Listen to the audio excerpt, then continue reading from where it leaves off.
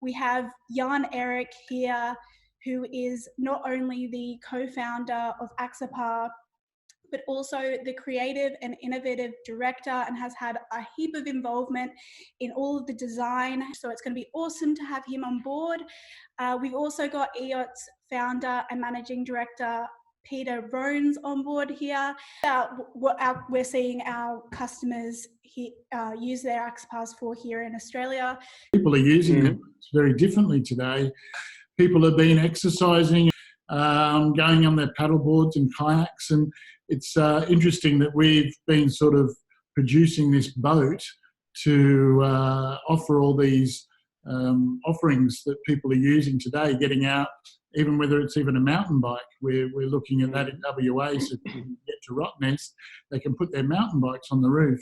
And these new options, I guess, are perfect for people who are active and wanting to get outdoors today. Well, I've as you know, I've owned probably 6 or 7 Axopars, and the funny thing is, we've got to know this boat so well through this period. Here you'll see my kids, my dog, on our 28. She's only just been sold recently.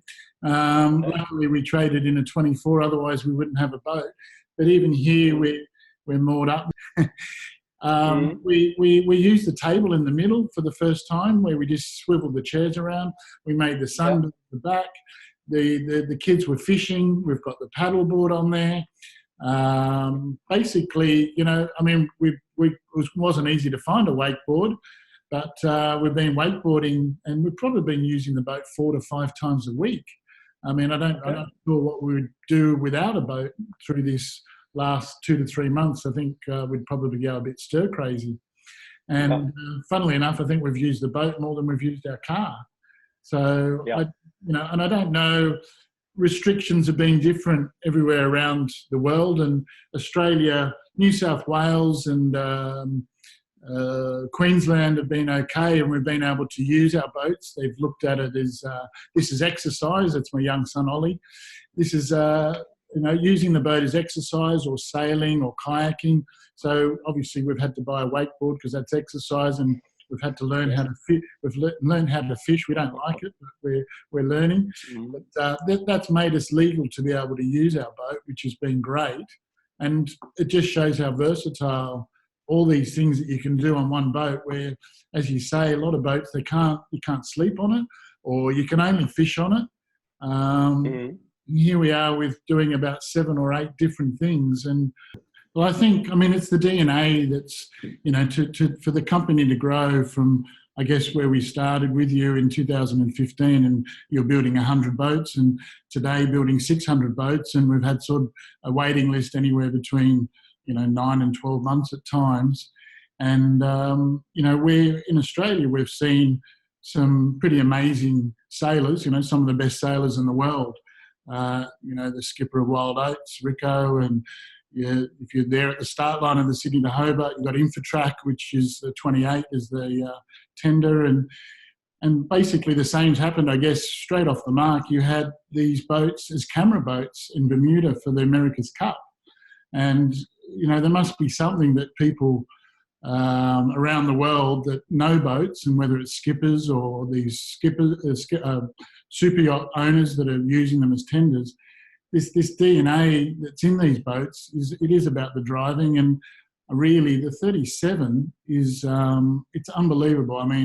Even the journalists that have just been on the 37 that arrived said, I've probably driven 2,000 boats, and he said that this is the best boat he's ever driven in his life. Yeah, well, first of all, one thing which is really interesting is that we see a very diverse user group of our products, so that we are not, and this was our hope, that we will find as wide and diverse user group for our products as possible when we started the company, so that we have anything from super yacht owners, using them as chase boats and tender boats. We have them as tenders for super sailboats. We have them for daily commuters anywhere around the world. But the one thing which you mentioned was America's Cup. So yes, we actually had 2 Axopars that we did a very close collaboration with BMW. where we took out their highest VVIP customers of the world. I think we had over 250 people on board in total during that amazing time in Bermuda, taking out people to watch the races from the water.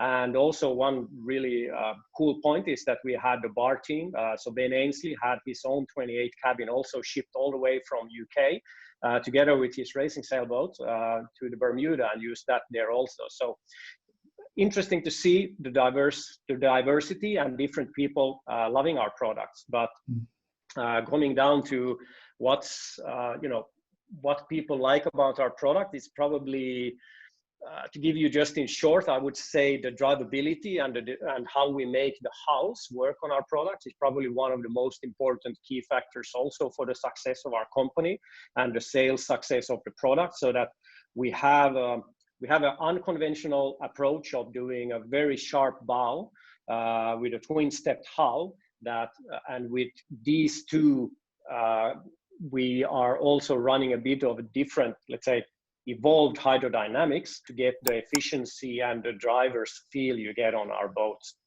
For us, in general, the owner of an Axopar is very seldom, very rare to be a first boat owner.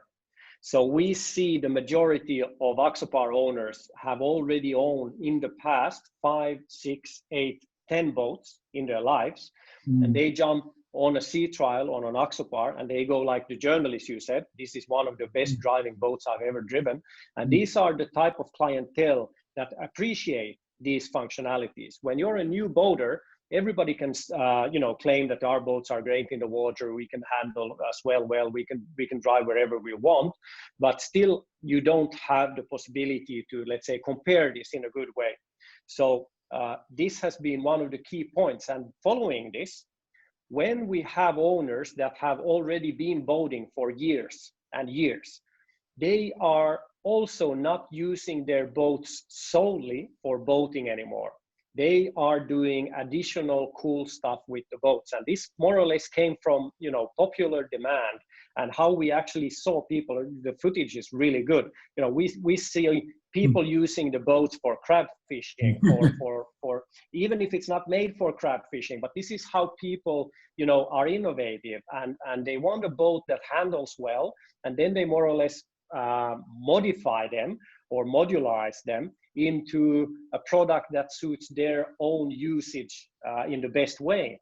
And especially now, we're seeing a very strong movement towards, let's say, adventure on the water. So an adventure off the water. So the boat itself is only a part of the experience. It's not the experience anymore. So when you take families or friends on board, you are actually utilizing these products for something more. So you're going water skiing, scuba diving, snorkeling, stand-up paddleboarding. That has already been, done in the past. But what we're now seeing is that people are using their boats to get to, for example, really nice cliffs that you can never get access to from the mainland. Yeah. And they anchor the boat and they go climbing, rock climbing on islands, or they take their mountain bikes and fat bikes with them, and they go to islands and drive a mountain bike on islands where they've probably never been a mountain bike before. All a part of the experience of getting, the diversity, because they've been on the boat already since years, and they want to